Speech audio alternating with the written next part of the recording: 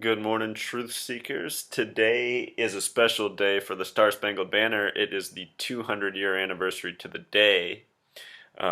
This morning on the NFL, they're giving special tribute to that, and we'll watch that together in a minute. And as we watch it, I want you to just think about the types of feelings they're trying to instill in the viewers as we watch this. And then I'm going to share with you the real truth about the Star Spangled Banner. We'll hear our national anthem. On this day, 200 years ago, Francis Scott Key wrote the Star Spangled Banner. So today, Channel every 113. NFL stadium will pay tribute.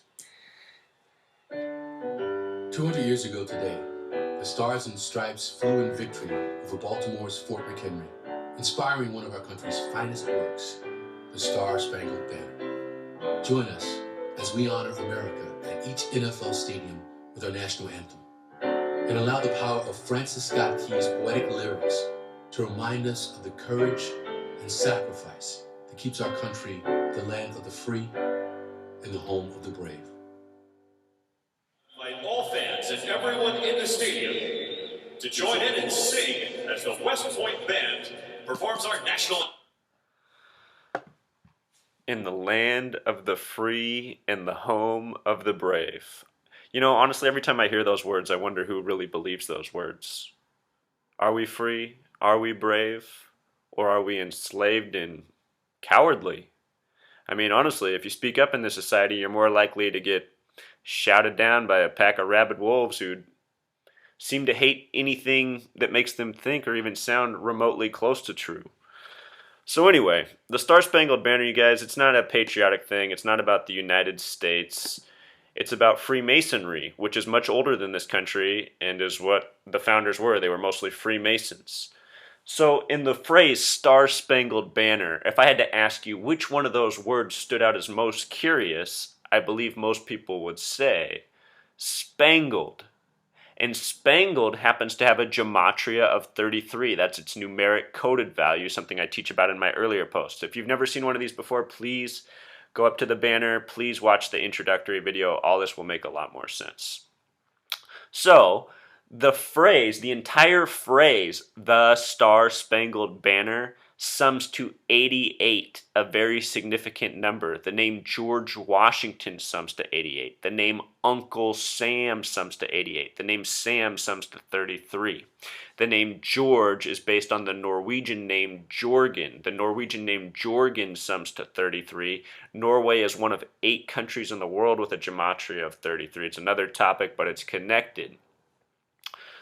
I'm showing that this is older than the United States.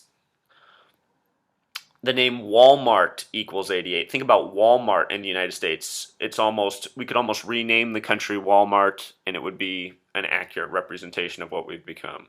The word program equals 88. The word poison equals 88. The word maleficent, which means evil essentially, means 88. Recently in the Angelina Jolie movie, Brad Pitt was reported to be attacked on the runway. The gematria of the name of the attacker sums to 88, if you can believe it. And no, I'm not making that up. The gematria of the name Francis Scott Key is curious. The word Scott sums to 77. The American meridian, the meridian that cuts through Washington, D.C., is the 77th meridian. The phrase Knights of Templar in gematria sums to 77. They're the original Freemasons. The name Key sums to 41, just like the word lock, just like the word king, just like the acronym USA. USA sums to 41. That's U is 21, S is 19, A is 1.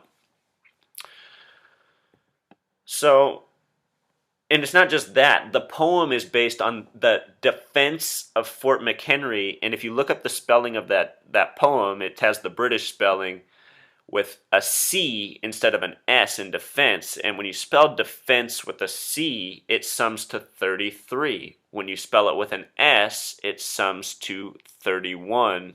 S is one of those letters that reduces to 1, which is 2 less than 3C, if you can see how it becomes 33 and 31. Quick explanation. So it's based on this defense of Fort McHenry, another title with a 33 in it.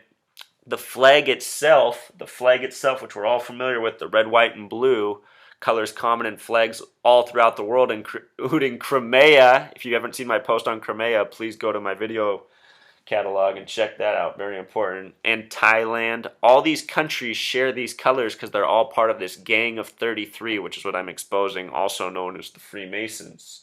The flag was established June 14th, 1777. 6 plus 1 plus 4 plus 1 plus 7 plus 7 plus 7 sums to 33.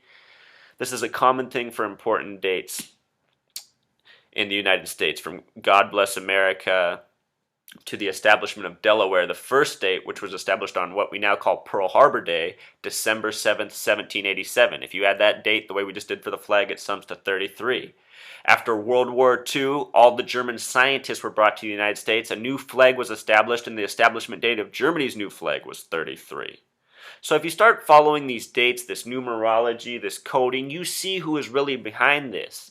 What it reveals is that we truly do live in a new world order, which is really an old world order.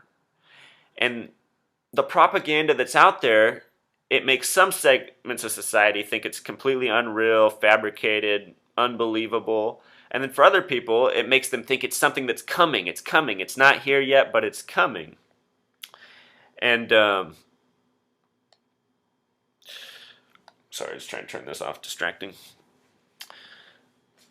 But it's here, you guys. It's been here. This country that we live in is a creation of it. This football that we see on the field is a creation of it. It is one of the distractions that the New World Order gave us to make us accept this life that makes so many of us miserable. I mean, that's something we have to do as a society, guys. We have to start being honest. That's what bravery is. Land of the free and brave. Well, we're not going to get free unless we get honest. I can tell you that much. And we need to start being brave. I mean, I wish we did live in the land of the free and the brave, and I hope that's what this information will help bring about.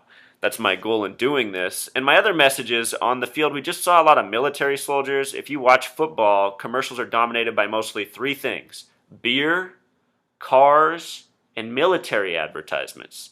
And back when I was 17 years old, the year was 2000. September 11th hadn't happened yet. I was approaching my senior year of high school, and I was getting phone calls nonstop from the Marines, from the Air Force, from the Army, from the Navy, from every single branch. The Marines called the most, and the Marines are going to advertise the most today too. The word Marine equals 33 in Gematria, just like the word police.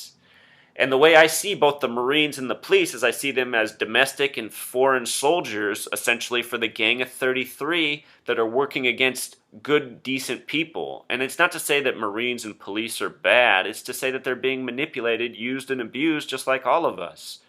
And so, you guys, the message here is, it's not like hate your country, hate your neighbor. It's recognize what's really up. They're making us worship flags and symbols and nations while dismissing the truth. As we watch these football games, we learn to cheer for one team and hate the rest.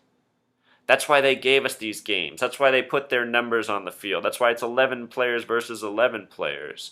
Please check my other posts. I'll link them down in the comments. I just want to bring this awareness on the 200th anniversary of the Star Spangled Banner, which is not a patriotic tribute at all. It's a coded message from our real rulers, and we should wake up to that.